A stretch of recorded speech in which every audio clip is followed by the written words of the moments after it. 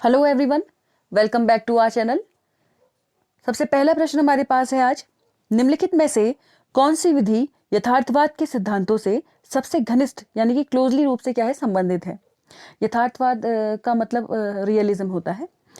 खोज विधि, यूरिस्टिक विधि, करके सीखना, परियोजना या प्रोजेक्ट विधि। ठीक है, यानी कि डिस्कवरी मेथड या यूरिस्टिक मेथड या लर्निंग बाय डूइंग और या फिर प्रोजेक्ट मेथड। ठीक है, तो इसका आंसर क्या हो जाएगा। देखिए, आप यथार्थवाद जो है वो कहीं ना कहीं करके सीखना पे क्या करता है, भरोसा करता है। ठीक है, यही अगर इसकी जगह पे क्वेश्चन ऐसा ना हो कि ऐसा होता कि प्रयोजनवादी जो है उनके सिद्धांतों से सबसे ज्यादा क्लोजली रूप से कौन है, तब आपका प्रोजेक्ट विधि कहीं ना कहीं सही हो जाता। ठीक है, बढ़ते हैं अगले प्रश्न पे। अगला प्रश्न, निम्नलिखित में से कौन सा कथन श्री अरविंद के मत की समुचित व्याख्या करता है। जीवन का उच्चतर स्तर तक विकास होता रहा है, ज्ञान अनंत है और समय कम है, जीवन का उद्देश्य होता है, मनुष्य एक दिव्य जीव है। तो देखिए, अरविंदो जो थे, आप लोगों को पता भी होगा, इंटीग्रेटेड एजुकेशन या इंटीग्रल एजुकेशन के बारे में इन्होंने बात करी है, क्योंकि इन्होंने कहीं ना कहीं नेशनलिज्म और इंटरनेशनलिज्म दोनों के बारे में ही क्या करी है, बात करी है। ठीक है, तो इसके साथ साथ ये बात करते हैं कि जो जो जीवन है उसका विकास निरंतर होता रहता है। ठीक है, मतलब जीवन का उच्चतर स्तर तक विकास होता रहता है। ठीक है, तो ऑप्शन नंबर ए क्या हो जाएगा, हमारा राइट आंसर हो जाएगा। बढ़ते हैं अगले प्रश्न पे। अगला प्रश्न, विविधापूर्ण पाठ्यचर्या से निम्नलिखित में से कौन सबसे अधिक लाभान्वित होगा। यानी कि डाइवर्सिफाइड जो होगा आपका करिकुलम होगा तो किसे सबसे ज्यादा इसमें से फायदा होगा। जनजातीय लड़कियां, अनुसूचित जनजातियां, अनुसूचित जातियां या मलिन बस्तियों में रहने वाले लोग। तो इसका आंसर है आपका जनजातीय लड़कियां। ठीक है, क्योंकि देखिए आप किसी एक पर्टिकुलर जाति की तरफ इसमें जा नहीं सकते थे और मलिन बस्तियों में रहने वाले लोग एज सच कोई कॉन्टेक्स्ट में बैठ नहीं रहा है, इसलिए जनजातीय लड़कियां ऑप्शन के अकॉर्डिंग सही है। ठीक है, बढ़ते हैं अगले प्रश्न पे। अगला प्रश्न हमारे पास है, निम्नलिखित में से कौन से उपागम से मानव विकास सूचकांक यानी कि ह्यूमन डेवलपमेंट इंडेक्स जो है में सुधार होने की संभावना है। देखिए, क्योंकि शिक्षा हमारे उसमें एक टॉपिक डाला गया है, तो शिक्षा से रिलेटेड बहुत सारे पहलुओं में उलझा के हमें क्वेश्चन पूछा जा सकता है। ऑप्शन नंबर ए, शिक्षा का व्यवसायीकरण, बी मूल्य परक यानी कि वैल्यूएबल शिक्षा या वैल्यू एडेड शिक्षा कह सकते हैं आप, तीसरा है स्वास्थ्य एवं सुस्थिति शिक्षा यानी कि हेल्थ एजुकेशन जो आपकी होती है, और चौथा है धर्मनिरपेक्ष यानी कि सेक्युलर एजुकेशन के बारे में। ठीक, तो ध्यान दीजिएगा, अगर खुद सोचिए आप, अगर शिक्षा में सुधार होगा, शिक्षा में किस चीज़ का सुधार होना चाहिए कि जो हमारा ह्यूमन डेवलपमेंट इंडेक्स है उसमें सुधार हो। ठीक है, तो इसका राइट आंसर आपका हो जाएगा, देखिए शिक्षा का व्यवसायीकरण तो हो जाएगा। ठीक है, ये भी मूल्यपरक शिक्षा, ये भी सही है। स्वास्थ्य एवं सुस्थिति शिक्षा या धर्मनिरपेक्ष, देखिए धर्मनिरपेक्ष शिक्षा तो, क्योंकि शिक्षा जो है हम उसको कहीं ना कहीं धर्म से तो हमने उसे जोड़ा ही नहीं है ना, तो ये वाली तो बात ही चली गई। दूसरी बात क्या, देखिए अगर आपके स्वास्थ्य एवं सुस्थिति की आपको शिक्षा दी जाएगी तो इसके साथ साथ देखिए शिक्षा जो है, शिक्षा बनाई ही इस तरीके से जाती है कि वो मूल्यपरक हो। साथ ही साथ अब तो वोकेशनलाइजेशन का दौर इतना ज़्यादा बढ़ गया है कि कक्षा छठी से ही क्या कर दिया गया है एनईपी के तहत, जो 2020 की आपकी है, कि छठी क्लास से ही आप क्या करिए, वोकेशनलाइजेशन ऑफ एजुकेशन से रिलेटेड कुछ ना कुछ चीज़ें डालिए। और धर्मनिरपेक्ष शिक्षा तो होती ही होती है, तो स्वास्थ्य एवं सुस्थिति शिक्षा जो है ये इसका राइट आंसर है। ठीक है, बढ़ते हैं अगले प्रश्न पे। निम्नलिखित में से कौन सी क्रिया प्रसूत अनुबंधन पद्धति में किसी प्रबलन संकेत की उपस्थिति में अनुक्रिया कराया जाना सकारात्मक प्रबलन पर निर्भर करता है। ए पुरस्कार प्रशिक्षण, बी अकर्म प्रशिक्षण, सी विभेद प्रशिक्षण या फिर डी विभेदित अकर्म प्रशिक्षण। यानी कि यहाँ पे जो है आपको याद होगा, जो आपकी देखिए आपने अलग अलग तरीके की थ्योरी पढ़ी है, थॉर्नडाइक की पढ़ी है, पेवलोव की पढ़ी है, स्किनर की पढ़ी है। क्रिया प्रसूत का मतलब है ऑपरेंट कंडीशनिंग से, जो आपकी ऑपरेंट कंडीशनिंग होती है उसमें जो रीइंफोर्समेंट हम करते हैं, तो वो रीइंफोर्समेंट जो साइन है उसमें अगर आपको चाहिए कि आपका जो रीइंफोर्समेंट है वो पॉजिटिवली वर्क करे, वो किस पे निर्भर करेगा, ये आपको 4 ऑप्शन दिए हैं।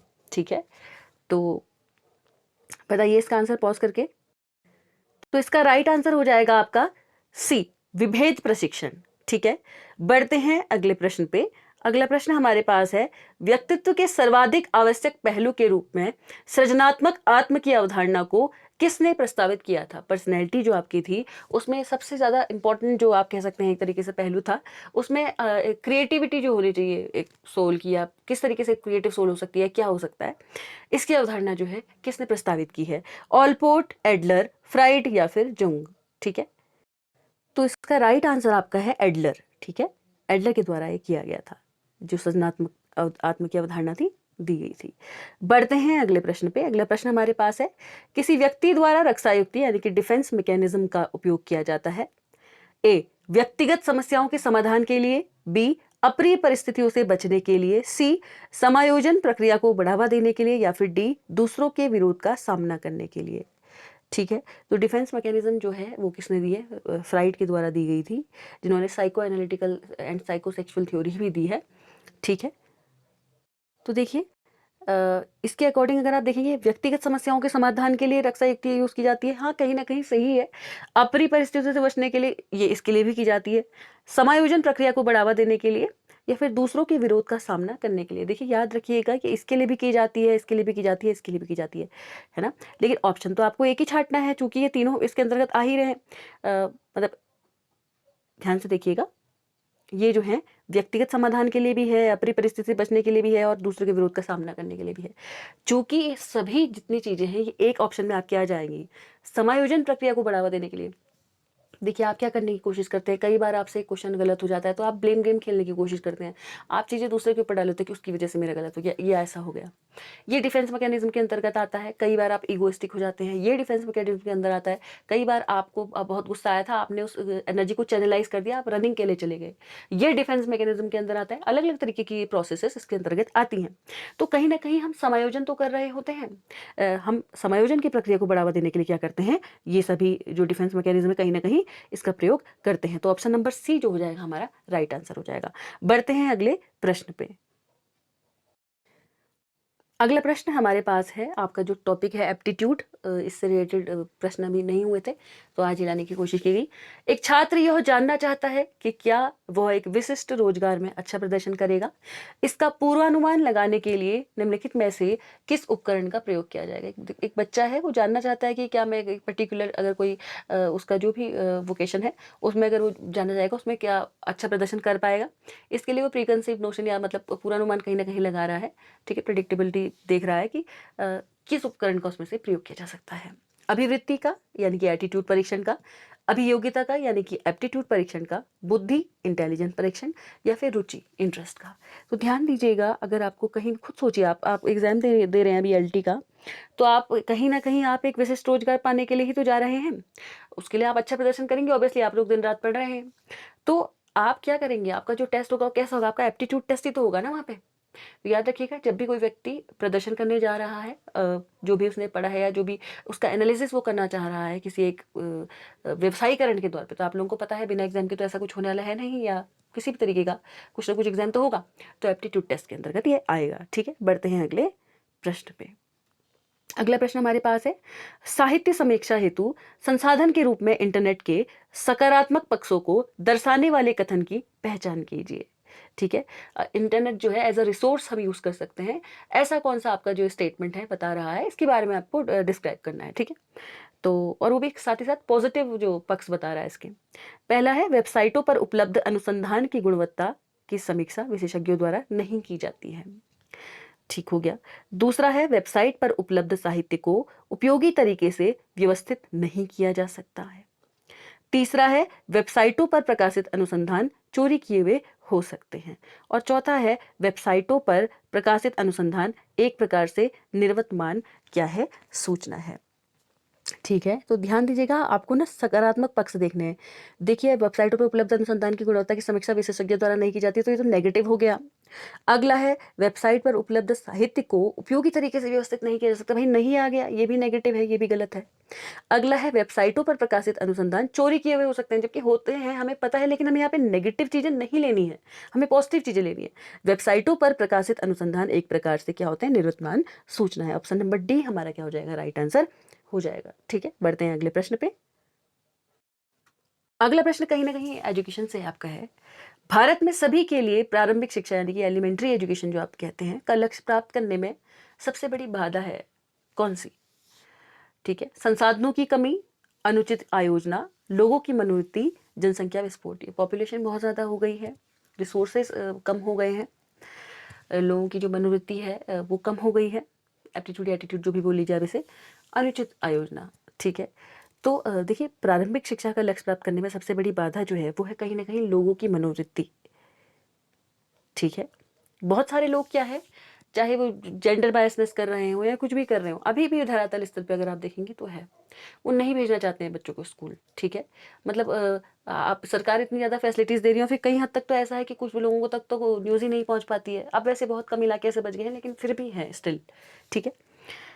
तो बढ़ते हैं अगले प्रश्न पे। अगला प्रश्न हमारे पास है, निम्नलिखित में से कौन सा देश उच्च शिक्षा के स्तर पर दूरस्थ शिक्षा यानी कि डिस्टेंस एजुकेशन जो आपकी होती है कि पाठ्यक्रम के क्षेत्र में अग्रणी है? मतलब कौन सा ऐसा देश है जो आगे है, आप करस्पॉन्डेंस एजुकेशन बोल लीजिए या दूरस्थ शिक्षा बोल लीजिए इसमें। भारत, ब्रिटेन, अमेरिका या फिर ऑस्ट्रेलिया। देखिए, ये जो प्रश्न है ना, ये प्रश्न इतने बार पूछा जा चुका है अलग अलग मल्टीपल पेपर्स में। बहुत सारे बच्चे पूछ रहे हैं कि कौन सी बुक है, कोई बुक नहीं है। पहली बात, ये प्रीवियस ईयर के पेपर्स हैं अलग अलग जगह के कलेक्ट करके, उसमें से जो हमारे सिलेबस से रिलेटेड चीज़ें हैं वो आपको दी जा रही हैं। ठीक है।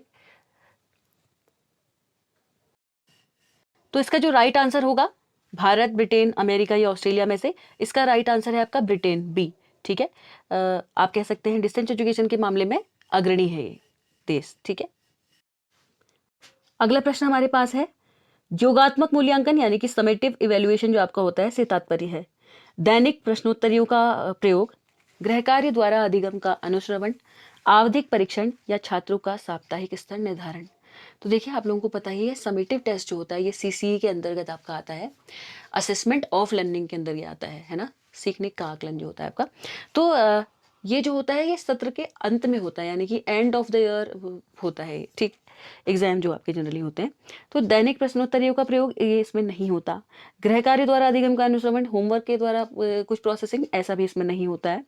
आवधिक परीक्षण यानी कि कुछ आवधिक आवधिक मतलब समझ रहे हैं ना, कुछ टाइम पीरियड्स के अकॉर्डिंग होने वाले पेपर, या छात्रों का साप्ताहिक स्तर निर्धारण, तो ये भी इसके अंतर्गत नहीं होता। तो ऑप्शन नंबर सी क्या हो जाएगा हमारा राइट आंसर, क्योंकि इसके लिए कुछ फिक्स ड्यूरेशन है। ये साल 6 महीने में, 6 महीने में आपका हाफ ईयरली हुआ, 6 महीने में आपका एनुअल एग्जाम हुआ, इस तरीके से कंडक्ट किया जाते हैं। ठीक है। अब बढ़ते हैं अगले प्रश्न पे। तो ऑप्शन नंबर सी इसका राइट आंसर हो जाएगा। अगला प्रश्न हमारा इंक्लूसिव एजुकेशन से है कि निम्नलिखित में से क्या समावेशी शिक्षा का तत्व नहीं है? ऑप्शन नंबर ए, विविधता के प्रति सम्मान, बी, शून्य अस्वीकृति, सी है सहयोग यानी कि कोलैबोरेशन, और डी है आपका विशेष वर्ग स्थापन। ठीक है। तो देखिए, इसके अंतर्गत जो है आपका सभी चीज़ें आती हैं, ये तीनों चीज़ें जो ऊपर की आती हैं, इसके अंदर विशेष वर्ग स्थापन नहीं आता है। आपको ऐसे कैटेगराइज नहीं करना है, अलग से नहीं बिठाना है, आपको बच्चों को अलग थलग नहीं करना है, आपको सारे बच्चों को साथ में लेके चलना है। सभी बच्चों को जो करिकुलम है वो एक जैसा ही दिया जाएगा, लेकिन अगर हाँ विशेष रूप से अगर किसी बच्चे को ज़रूरत है तो उसे extra tuition tuition in the sense of extra पढ़ाने के बाद एक्स्ट्रा टाइम आप उसे दे देंगे। इस तरीके से आप उसे कवर अप करेंगे। ठीक है। बढ़ते हैं अगले प्रश्न पे। अगला प्रश्न हमारे पास है, मल्टीपल स्क्लेरोसिस जो है क्या होता है?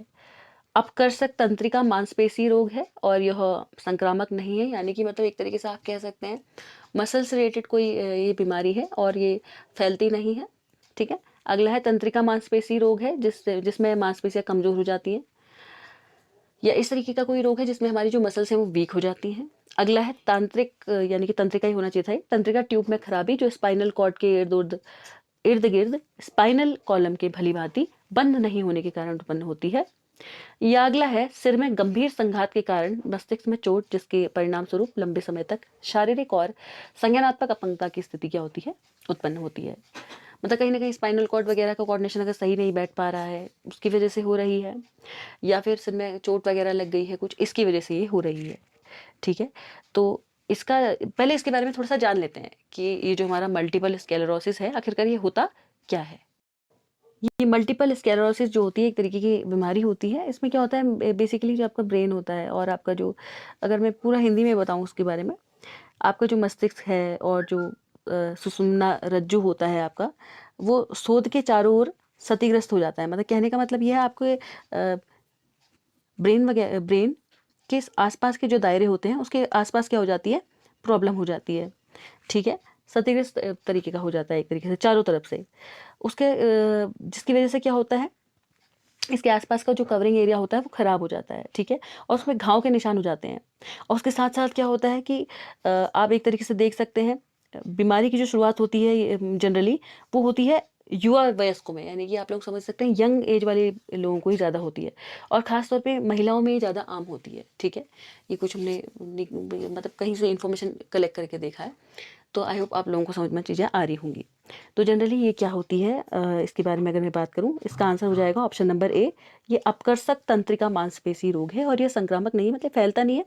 लेकिन ये जनरली होता क्या है, ये अगर कोऑर्डिनेशन दिमाग का सही नहीं बैठ पा रहा है या उसमें क्या हो रहा है, किसके साथ, मस्तिष्क और सुषुम्ना रज्जु जो आपकी होती है, ठीक है, उसके चारों ओर क्या हो जाती हैं चीज़ें, क्षतिग्रस्त हो जाती हैं, परेशानी हो जाती है, उसके चारों ओर चीज़ें खराब हो गई, जिसकी वजह से क्या होता है, देखिए ब्रेन को कवर अप करने के लिए भी तो उसका एक आवरण होता है ना, वो भी नष्ट हो जाता है, ठीक है। बढ़ते हैं अगले प्रश्न पे। अगला प्रश्न हमारे पास है, निम्नलिखित में से कौन सी संस्था शिक्षक शिक्षा के डाइट्स और केंद्रीय सरकार द्वारा प्रायोजित अन्य योजनाओं के कार्यकलाप और कार्यक्रमों के नियंत्रक, मार्गदर्शक और इसकी निगरानी करने वाला शीर्षस्थ निकाय है? ऑप्शन नंबर ए, राष्ट्रीय शिक्षक शिक्षा परिषद। बी, राष्ट्रीय शैक्षिक अनुसंधान और प्रशिक्षण परिषद यानी कि एनसीईआरटी। तीसरा है यूजीसी, विश्वविद्यालय अनुदान आयोग। और चौथा है आपका राज्य शैक्षिक अनुसंधान और प्रशिक्षण परिषद यानी कि एससीईआरटी।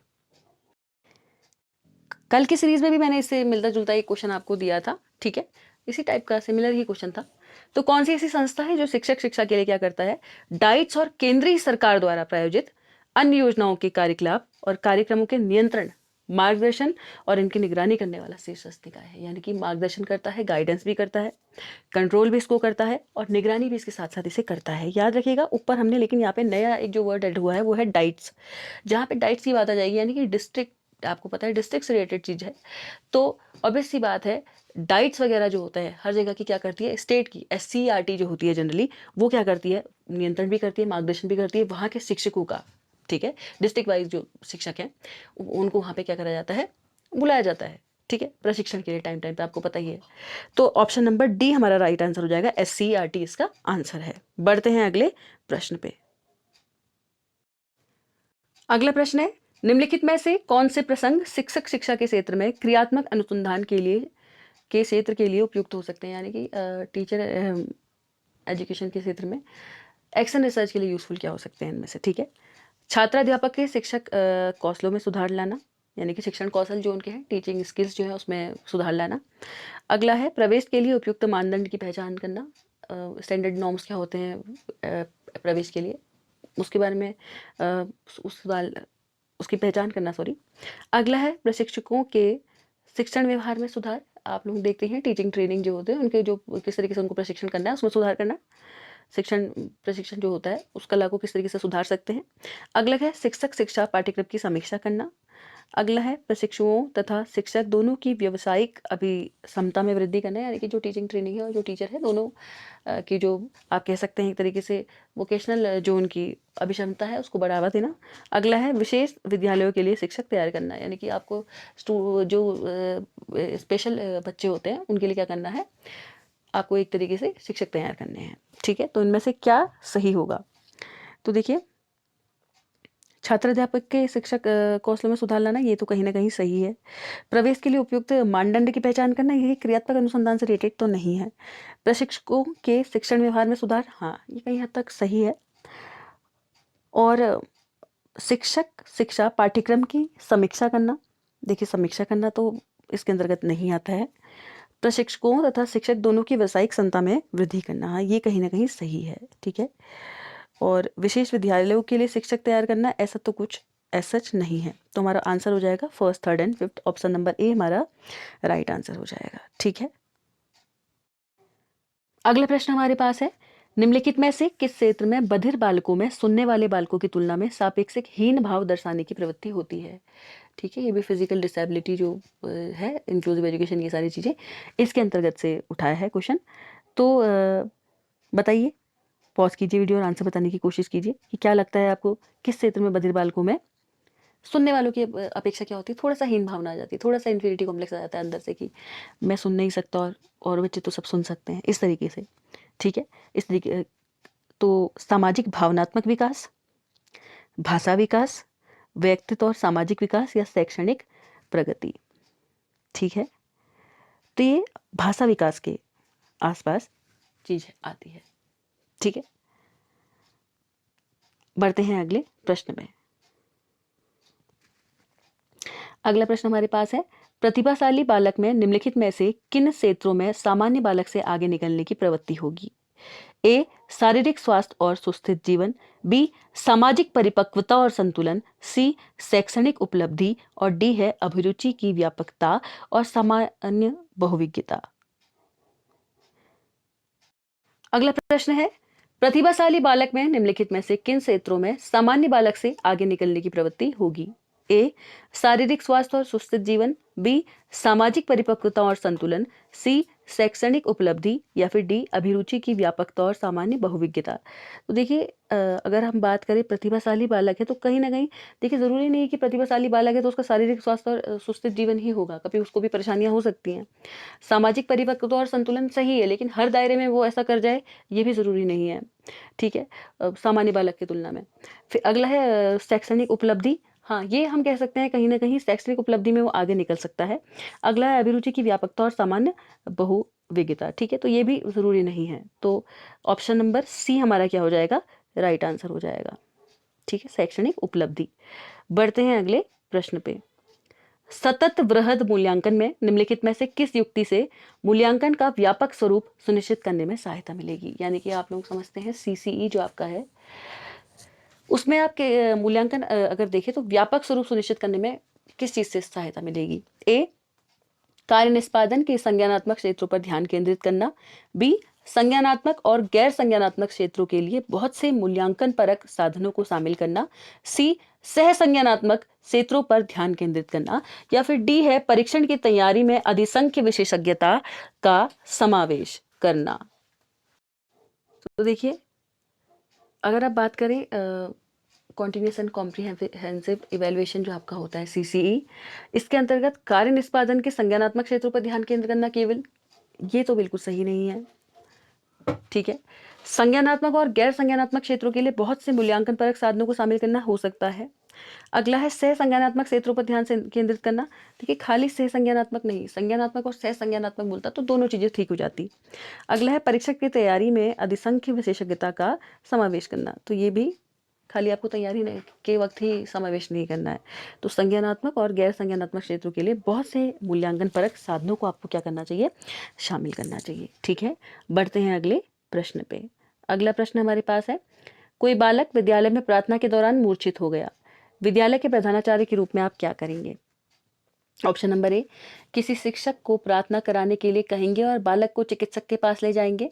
बी, किसी शिक्षक को बालक की देखरेख करने के लिए कहेंगे और प्रार्थना जारी रखेंगे। सी, किसी शिक्षक को बालक बालिका को उसके घर ले जाने के लिए कहेंगे और प्रार्थना कराते रहेंगे। या फिर डी, किसी शिक्षक से प्रार्थना जारी रखने के लिए कहेंगे, बालक का प्राथमिक उपचार किए जाने का पर्यवेक्षण करेंगे और प्रार्थना में पुनः प्रतिभाग करेंगे। पॉज कीजिए और आंसर देने की कोशिश कीजिए। तो देखिए, एज अ आप समझ ही सकते हैं प्रधानाचार्य यानी कि प्रिंसिपल के रूप में आप एक लीडर भी हैं, आप एक काउंसलर भी हैं, आप जो है कहीं ना कहीं आपके ऊपर सारा कार्यभार है। तो आप क्या करेंगे? किसी शिक्षक से प्रार्थना जारी करने के लिए कहेंगे और बालक का प्राथमिक उपचार किए जाने का पर्यवेक्षण करेंगे और प्रार्थना में पुनः प्रतिभाग करेंगे। देखेंगे कि अभी क्या हो सकता है, कि किन चीज़ों से बच्चे को क्या प्रॉब्लम है, जनरल तरीके से क्या सॉल्यूशन इसका निकल सकता है, वो निकालने की कोशिश करेंगे। फिर दोबारा से जब चीज़ें काम डाउन हो जाएंगी, आप दोबारा से शामिल हो जाएंगे। ठीक है, बढ़ते हैं अगले प्रश्न पे। निम्नलिखित में से किस देश में शिक्षा प्रणाली की कल्पना राज्य और केंद्र सरकार के बीच भागीदारी के रूप में की गई है? ठीक है, तो ऑप्शन है रूस, ग्रेट ब्रिटेन, यूएसए या भारत। मतलब जो एजुकेशन सिस्टम है उसकी जो कल्पना है राज्य और केंद्र सरकार की भागीदारी के रूप में है।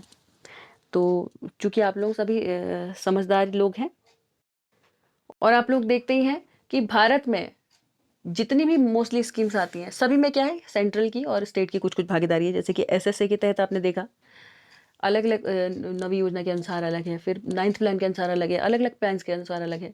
नॉर्थ ईस्टर्न प्लेसेस में आपको पता है 90:10 यानी कि 90 सेंट्रल गवर्नमेंट देती है, 10 स्टेट गवर्नमेंट देती है। और अन्य राज्यों में अलग अलग चीज़ों के लिए है ये, किसी में 60-40 है, किसी में 55-45 है। तो इस तरीके से क्या है, रेशो में बांटा गया है। तो ये है हमारा देश भारत। ठीक है, जिसमें ऐसा है। बढ़ते हैं अगले प्रश्न पे।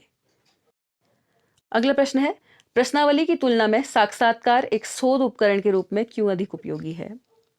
यानी कि क्वेश्चनेयर के कंपेयर में अगर आप इंटरव्यू को देखें तो वो एक तरीके से एज अ रिसर्च टूल के रूप में आप क्यों उसको यूजफुल मान सकते हैं। ए, व्यक्तिगत और संवेदनशील सूचना प्राप्त करने की इसकी क्षमता, यानी कि सेंसिटिव जो एक तरीके से आप कह सकते हैं इन्फॉर्मेशन है या इंडिविजुअल इन्फॉर्मेशन है, वो इससे पता चल जाती है।